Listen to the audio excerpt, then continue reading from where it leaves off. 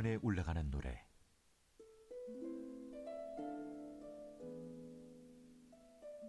보라, 형제가 연합하여 동거함이 어찌 그리 선하고 아름다운고.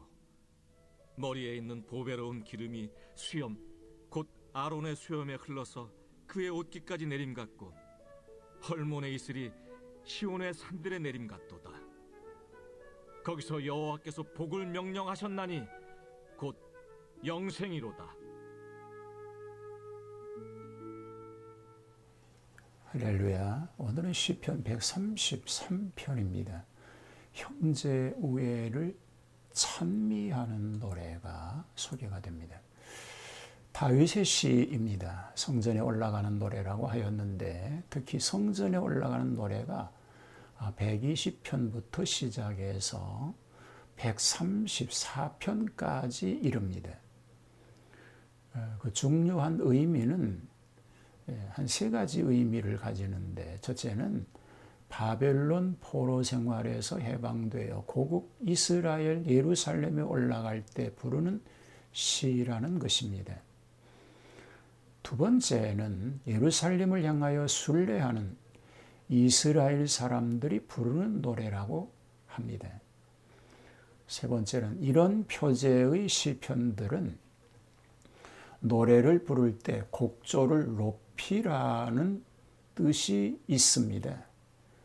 또 형제 연합에 대한 것은 다윗의 자기 여러 형들과의 우애 또는 요나단과의 우정을 전제로 하고, 이스라엘 민족이 한 형제처럼 우애하기를 순례의 길과 회합하여 이루어지기 때문에 이 시를 성전에 올라가는 노래 중에 넣고 있다, 이렇게 보면 됩니다. 불과 3절에 불과하지만 큰 교훈이 담겨져 있는 시입니다. 자, 1절을 보면 선하고 아름다운 형제 연합에 대한 얘기가 나옵니다. 여기 형제는 꼭 혈통적인 한 부모에게서 태어난 형과 아우 사이만을 말한 것은 아닙니다. 넓게 말하면 여러 지파 한 동족이요, 나아가서는 인류를 한 혈통으로 만들었기 때문에 결국 한 형제가 되는 것입니다. 동거함은 육신적으로 한 집에서 같이 사는 것만은 아닙니다.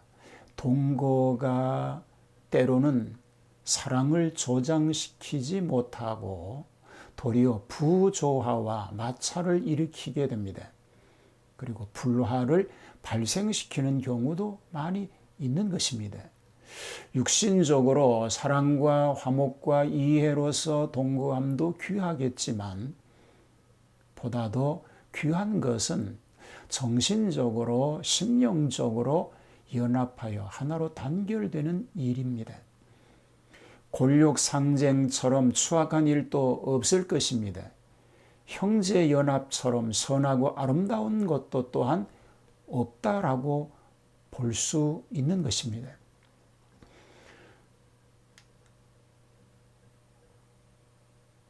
자, 2절에서는 수염에 흐르는 보배로운 기름에 대해서 말합니다.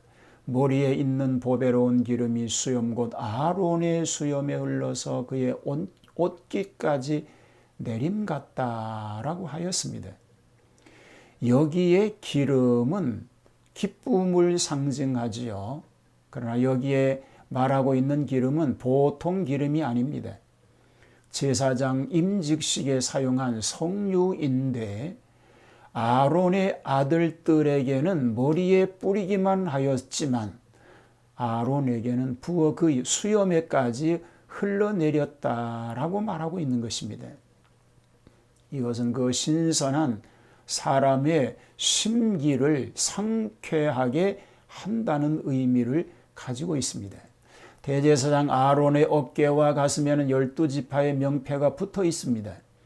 그러므로 그 기름이 머리로부터 수염에 그리고 의복에까지 흘러내리니 전신에 파급되는 동시에 12지파 명패에까지 흘러 상쾌함을 주어 전체적 보급을 뜻하고 있는 것입니다. 전체 국민의 화합과 단결을 뜻하고 있다. 이렇게 볼 수 있는 것입니다. 자, 3절에서는 여호와께서 명하신 축복에 대해서 말합니다. 헬몬의 이슬이 시온의 산들에 내림 같도다. 거기서 여호와께서 복을 명하셨나니라고 하였습니다. 헬몬산은 이스라엘 북쪽에 있는 높은 산입니다. 2815m나 된다고 그러죠. 특히 이슬이 많이 내리는 곳입니다. 시온의 산들은 단쪽에 있는 작은 산들을 말합니다. 높은 헬몬산에서부터 내려지는 우로의 혜택이 전국에 미침을 뜻하고 있습니다. 이것은 남북 상하가 하나님의 축복스러운 평화에 동참한다고 하는 뜻입니다. 즉 진정한 사랑과 축복은 높은 데 계신 하나님께로부터 주시는 것임을 알아야 할 것입니다. 여호와께서 복을 명하셨나니 곧 영생이로다. 마지막 절에서 이렇게 얘기하죠. 얼마나 유권적인 표시인가를 알 수 있습니다. 하나님께서만이 주장할 수 있는 복을 명하셨는데 그것은 곧 영생이라고 합니다. 육신적인 물질적인 축복보다도 궁극적으로 영생의 축복이 최고이고 최선인 줄로 믿습니다. 하나님만을 섬기는, 그래서 하나님의 은혜로 행복한 가족이 되게 하여 주시고 마음을 같이 하고 뜻을 같이 하고 믿음을 같이 해서 하나님 영광을 위한 거룩한 승리의 가정이 되도록 함께 하시옵소서. 예수님 이름으로 기도하옵나이다. 아멘.